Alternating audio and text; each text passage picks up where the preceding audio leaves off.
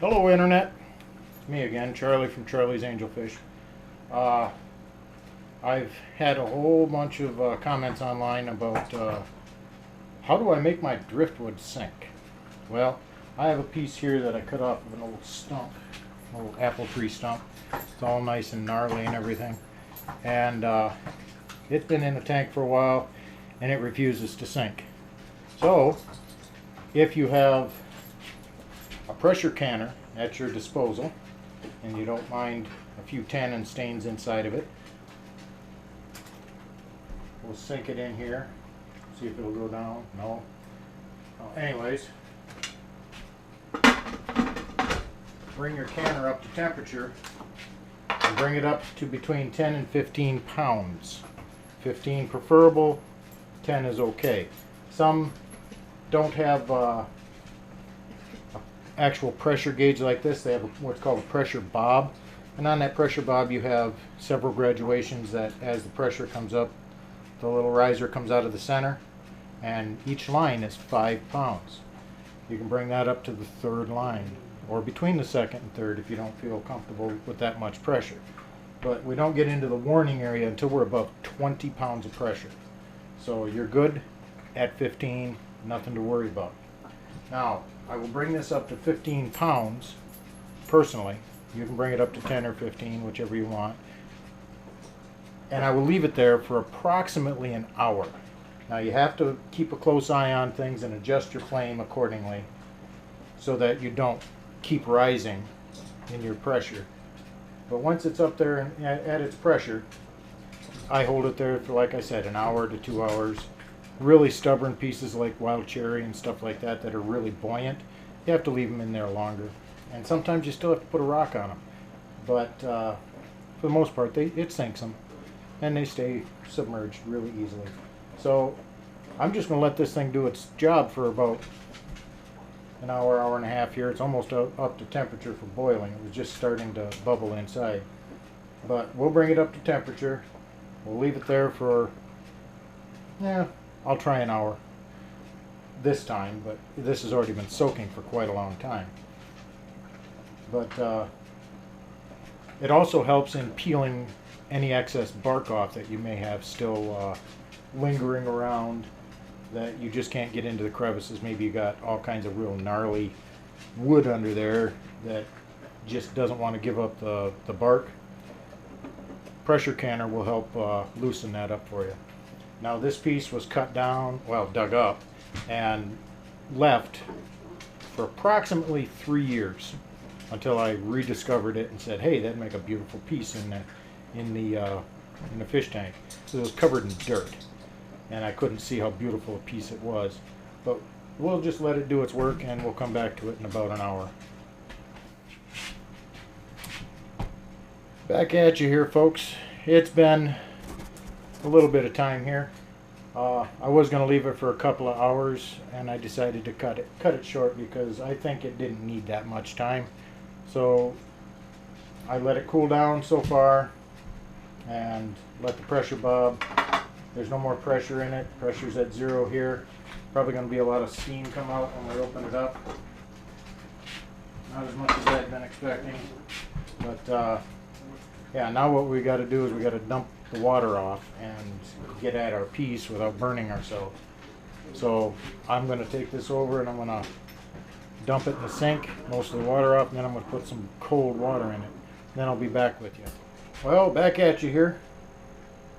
Poured some cold ice water in there, threw a few ice cubes in there, and now I'll show you real quick. The piece of wood has actually sank to the bottom. And it's cool enough to touch. I can reach my hands right in the water now. Let's see what it did with that that bark that was still left on there. Look at that. Looks as though it's going to come out pretty easily. But like I said, I'm not real concerned. See, it comes right off. I'm not real concerned if it all comes off, because this is going to be a Blackwater tank addition, and it doesn't matter if there's a little bit of detritus in the water. That's part of the appeal of Blackwater tanks. Let's go over here and get us a a toothpick. See if we can't dig some more of that. Dig some more of that rotten. See, it turned that, just pulverized that bark and softened it right up. Now I'm not going to be too anal about getting all of this out of here, because like I said, this is going to go into a black water tank.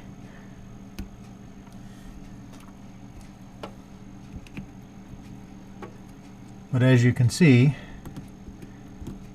all that bark that was stuck in those nooks and crannies, that's coming out pretty darn easily right there. See if we can shine a little more light on the subject here. There we go. And over time, as the bacteria work on this, it'll rot the wood, or rot the bark a little more, and it'll come out slowly but surely.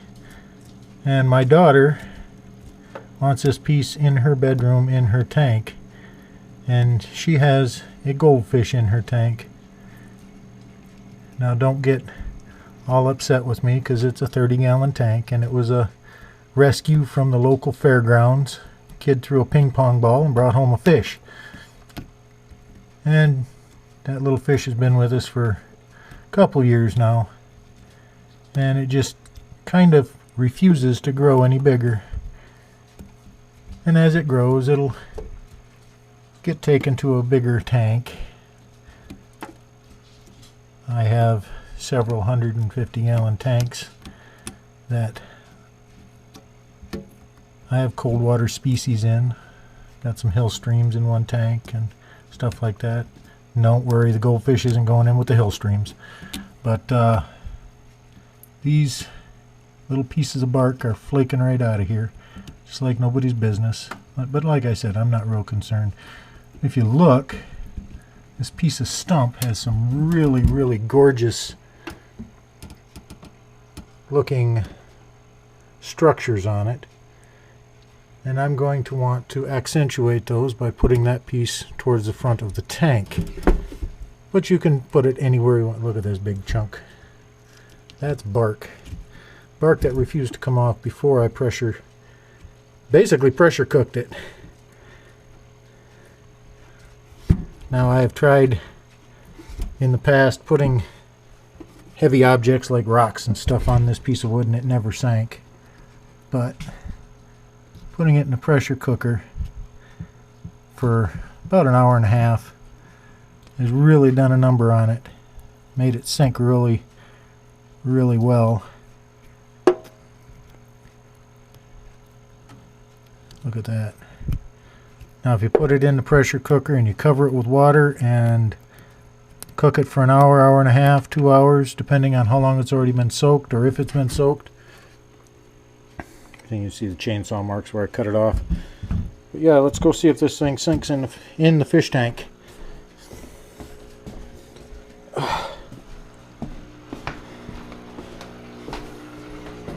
It's not going in this one. It's already got lots of wood in it. This is the tank it's going in. Now, we got a little bit of brightness from the light there. Now, I'm not worried about the tannins in the water. I took another piece out of here. We'll deal with that piece in a little while. It's in that bucket there. But see this one? It's got some natural holes in it from natural decay and stuff like that. That's dry rot. That hole I put in it, but the rest of them are natural. It was a hollow stick of wood. Now, see how that piece just sank right to the bottom? This piece, I boiled it. Whoops, I overfilled the tank too. But as you see, gosh darn, we got a little bit too much light here. As you can see, it's bobbing at the top here. That's all because of buoyancy. But if you want to sink your wood faster, nice pressure canner will do just the trick. Of course, it has to fit inside, and sometimes you might have to sacrifice a little bitty piece of the end of a stick or something if you want to make your own wood. But yeah, that's how I do it. Most of the pieces in here, except for the really long one. And I know these pieces still have bark on them, but they have the look that I want. And as I said, the bark is not going to hurt anything. See, look at the fishies swimming around in there. I got some guppies in here with these pieces of wood, but soon this will have ancestors in it. And this piece here, this is a giant cherry stump. Last time you saw it, it was still in my deep sink getting soaked, but it finally sank. And there's a piece up top that hasn't sank yet. I should have thrown it in with this last piece. Here's some more pieces in here. I think I've showed you some of these before. This is my ancestors tank. Can we find any, or are they all hidden away? Oh, there's some guppies in there swimming around. But this is all applewood. That was all applewood. There's another beautiful piece of applewood right there. And this here is in with my beautiful angels. Some of them. I have several more in other tanks.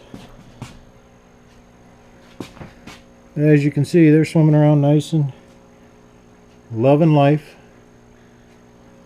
So if you want to sink your wood in your tank, pressure canner is a good option. So until next time, we'll talk to you guys later. High five. Well, there we have it, folks.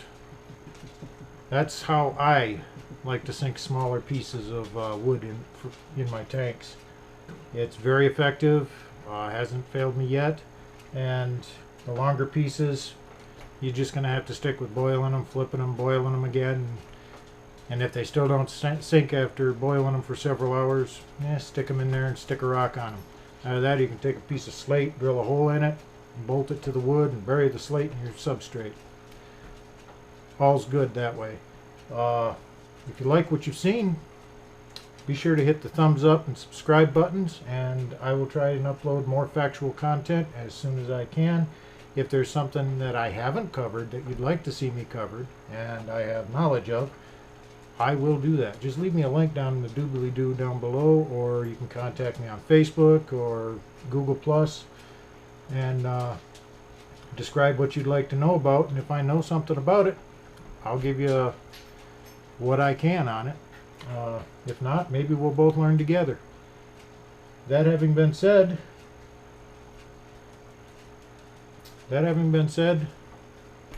this was a decent way of me getting this out to people and letting them see how I do it, and maybe I can inspire others to do better things. And until next time, folks, we'll talk at you later. High five.